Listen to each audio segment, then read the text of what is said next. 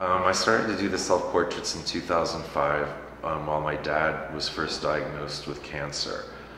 I hadn't been shooting in a long time. I had given all of my film cameras away because I owed my lab like $15,000. It was ridiculous. And I was like, I'm never going to take another picture.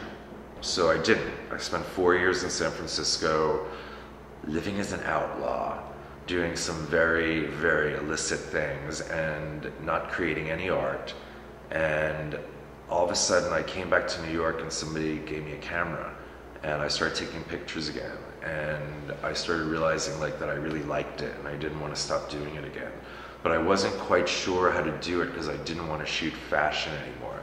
So while my dad was being medicated, or when he would be like already too pooped to even hang out with him anymore, I would lock myself up in the room in their house in Pennsylvania, and I would just start taking pictures of myself going through what I was going through emotionally at the time. But it wasn't really just until like the past 2 years that I really started to do a lot of the nudes and really put them out there. And that's been, I think, that has more of a following, I think, especially online, than some of my other stuff, because it's more personal. You put yourself out there in a way that when you're asking people that you pose for you to put themselves in situations like, get naked, whatever. It's like, it's one thing, but I kind of feel like I made the conscious decision that I wasn't going to be somebody who wasn't going to practice what I preached. And I also kind of wanted to do it to get over my weirdness about my body and about like my non-fitting into what the gay world is perceived to be about now.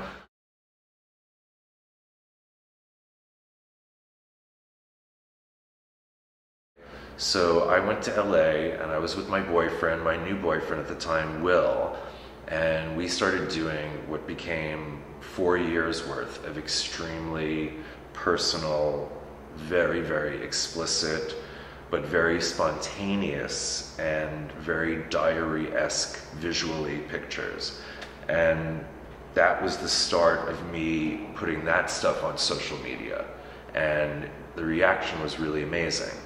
But what ended up happening was Facebook changed dramatically over 2 years. And what was actually okay and cool about it now became this Big Brother is watching, almost McCarthy-like situation of no like checking in on you about what you're doing, you're just instantly removed. And then I thought, okay, there's this Tumblr thing, and everybody's taking my photos off of Facebook and they're putting them on this Tumblr thing and reblogging them like crazy. Why aren't I doing that? I started WALTCESSNA.tumblr.com, and it was instant for me. It was like so easy. The stream was better. It was how I want people to look at my pictures. I think going to gallery shows is wonderful, blah, blah, blah, blah, blah, but the way that most people, especially kids, get their visual these days and they view imagery is when they wake up, the first thing they do is turn on their computer, and they're usually looking at a stream of images, okay, because Tumblr is the predominant source of what teenagers look at in terms of their visual distraction now, okay? So I kind of felt that, in order to be appealing towards what's going to be happening in the next 5 years, you have to kind of start a little bit earlier. So I realized, because I was so saturated on the internet already, because I'd put myself out there in so many different ways, by doing it all on Tumblr and making it be like a library of just everything that I do, that it would probably almost be better than having a website or being in a million galleries and stuff like that, because it's instantly more accessible. So like, I have 5,000 images on Tumblr right now, and they're all mine. And that's kind of rad, actually, I think, because I don't see too many other people utilizing it to the extent that I do. There's other people who got on around the same time I did, and there's been a lot of people who followed. Like me and Scooter, we were early on it, you know what I mean? Billy Mecca from Summer Diary, he was way early on it. I mean, he's the pioneer. So I give him major kudos, because like, if it wasn't for him, I wouldn't have been on it. You know what I mean? He was the person who started reblogging me first. And everybody's like, well, what does it matter if you get reblogged on the internet? So what it matters is that you're building this like insane fan base of people who are so opinionated that like they're not gonna like like something just to like it. They really do. They're storing visual data within their like things. You know what I mean? They actually are like visual junkies as well. So, you know, it's not like a fleeting thing. And I think in terms of expanding like your fan base like that, it's more about the world. It's less local. So when you're online, it's like I'm touching base with people everywhere. Whereas when I'm just doing something in one place, if I was just printing things and giving out my little thing here and there, it's very, you know, limited. Like all of a sudden I'm in galleries this year. Like I only started showing, I mean, I had my first show in 2006 and then I had one the following year and I had another one the year after that.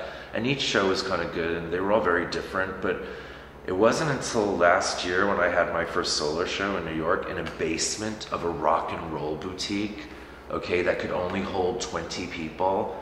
And 300 people showed up and it was all chill and groovy and amazing. I realized like, well, I did this all off social internet. Like all of this happened because of Facebook, basically, you know what I mean? And I was like, wow, you know what I mean? But I think in a weird way though, it's something that only works if I'm not saying about this about my work or anything, but I mean, I hope my work is good, but what it comes down to is if the product, what you're trying to sell or what you're trying to put out there, if it doesn't have legs, people aren't going to come back for more. There's a way to present it as a visual puzzle and make everything tell this insane story. That's why I think the photo sets now on Tumblr are so important, where I can do these things where I'm showing things almost like little mini animated movies, because it tells more of a story, and it also shows from the person's perspective of who's not on the shoot, what goes on the shoot in between the different shots and everything. Because usually you only get to show one image of people, you know what I mean? Here's the picture from our shoot, you know? But like on my shoots, there's like 40 pictures that I want to show because there's so many different moments I'm catching. So when I start putting them together in that kind of format, it allows me to tell more of a story of my moment with that person. Because I do have these intimate moments with people on a daily basis, and almost every day there's a new person in my life. There's a completely new person. I mean, I shoot other people several times, but I'd say that family of people right now has been shrunken to about, there's 10 people. There's 10 special people right now that are in my life that I shoot a lot, that I actually have to shoot a lot. But everybody else is like, it might never happen again. So I had that moment with them, and like we talk, I might make them food, they might reveal an inner secret to me, we might flirt, I might give them a foot massage, you know, it gets very like that, and then, you know, and then they're gone. Bye. Here's that image that I'll have forever of you, and I'll always have that memory of you because I have the picture to prove it, you know.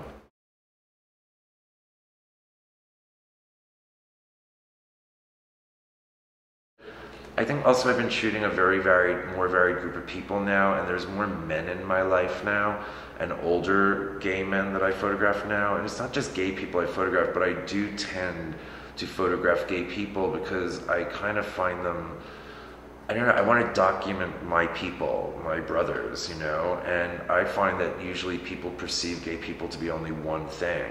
And I like to show that there's so many different types of gay people within the gay world. And, you know, I'm a perfect example, I think. I mean, sure, right now I'm like gay dude, mohawk, you know, crazy shirt, whatever, right? But I go through changes too, and I've had my nerdy, normal, like, stage. I'm like, you know, it's not that, it's in, and that's what people forget about. So that's why a lot of the times when I'm shooting people, there isn't a lot of stuff, accessories or fashion going on stuff, because I want to peel away and get into who they are. And I guess now by doing all these nudes, I'm really peeling away even further. But I think in a weird way, it shows a vulnerability that's more interesting to me. Like, I'm very interested when I see people that look vulnerable. But the minute I moved to Spanish Harlem, it was like instant. Everybody would come over.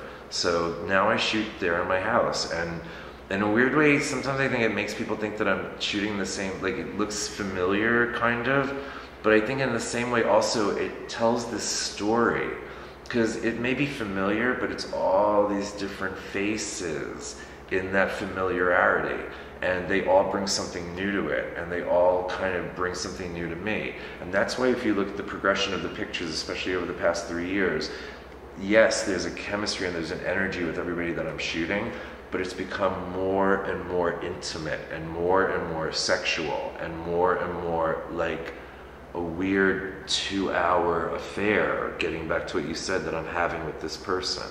And this exchange of non-fluids, like except for coffee and tea, but it's complete fluid energy.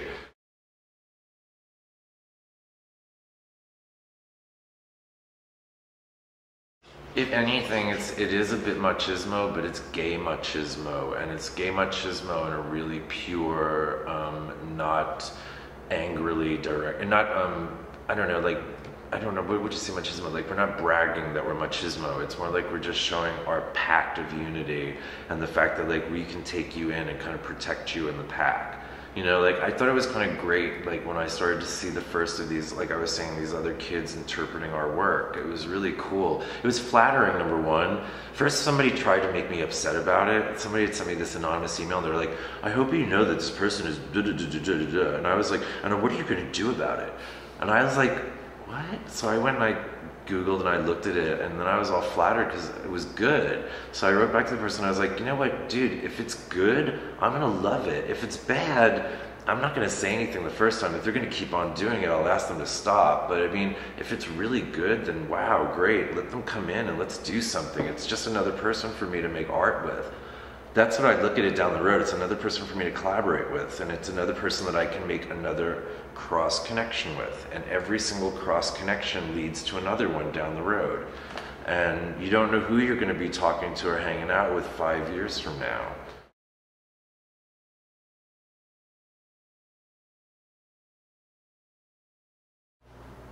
At a very, very young age, me creating things and like putting myself in fantasy worlds and just being like a pretty crazy kid and a troublemaker, but in a very creative way. And you know, we used to like make dummies when I was in school, a kid in my hometown that I grew up in, and kind of stage these bike accidents. And I went to like this art camp thing, and we made these like heads.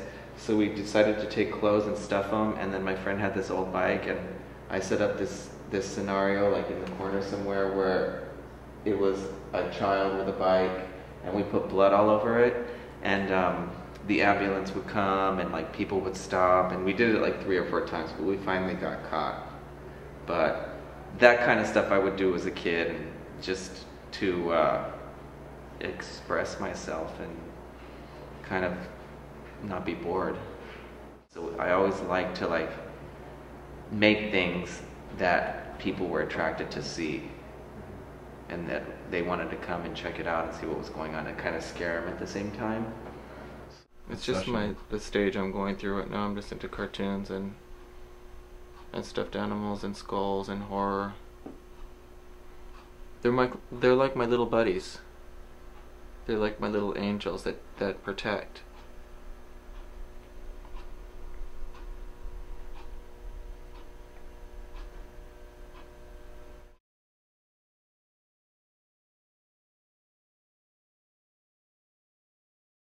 I'm influenced by pop art, and I'm also influenced by, you know, that's just a tiny bit of thing that I'm really influenced by. I'm influenced by a lot of abstract expressionist work, the German expressionists, and a lot of the old masters. Like Rembrandt is one of my favorite painters of all time, because if you really look at his paintings, there's some really interesting kind of sick and twisted stuff that goes on. I mean, if you go, I know everyone's seen him a million times, but a lot of people don't really look at him. And a lot of his portraits are just really ill. Like, he just paints these weird portraits of himself and like really bizarre facial expressions. And that was a long, long, long time ago, and they're so contemporary. Like, you can put him up to like a really contemporary artist right now and see that, you know, he was doing that so long ago with these just bizarre scenarios. And I don't know, I just really got turned on to that like maybe 5 years ago, and I've just always studied his stuff ever since then. I try and pull some of those old painting techniques from that, and then somehow incorporate that into the way I paint, because I just love the way it is. And I use a lot of their compositions. I'll go back and look at some master's paintings, and then I'll apply the composition to my painting with my, you know, imagery that I use, you know, with my language of icons and stuff that I put in paintings. So that's how I use them. But they help me a lot. And if I get stuck on a painting, or if I'm thinking of a new painting to look, I'll just look through these old master's paintings. I'll be like, God, I like the way this is set up. And then I take my imagery and kind of draw it out in accordance to this composition, and then see what turns up. Yeah, and I like the idea of mixing extreme pop art with, I kind of try and blend it in with abstract expressionism, if that makes any sense, because I love like de Kooning and Rothko and Jackson Pollock, and I try and incorporate some of that into this classic painting, and just kind of see, I always think about it and see what comes out of it, because I really love the extreme opposites coming together somehow. And then I throw in some pop imagery from my childhood, or things that I happen to love at the time. I go through phases of things I fall in and out of love with. There's all different kinds of levels of reference. And I'll, you know, if, you know, I'll pull a painting out and I'll say, you know what, this is where this came from. This composition actually comes from a Leonardo da Vinci painting, but I threw in this and I threw in that, and then you can see all the levels of reference where I pull from in this painting. So there's tons of layers that go on. Like I'll start something, I'll leave it for a few months, and then I'll come back to it again, and, you know, whatever I'm feeling that day. Yeah, I think I like T-Legs that could wear like little fur underwear, have swords. And then he had an amazing body. Yeah, and they had they got to ride like ginormous green tigers and they Yeah. They lived in like a magic world. See, and then look at this. This we use in a lot of photo shoots. We put this like on people's heads, like this. It becomes like See, a little mask. It becomes like a mask. I don't practice Catholicism, but I love all the visuals in the church with Catholic. You know, the Virgin Mary, the Jesus, all the saints, the stained glass windows, the beautiful churches, Gothic architecture. And Gothic architecture is really like vampire-y and kind of like sexy, and there's a lot of, it just, to me, it's, you know, religion and sex are really connected.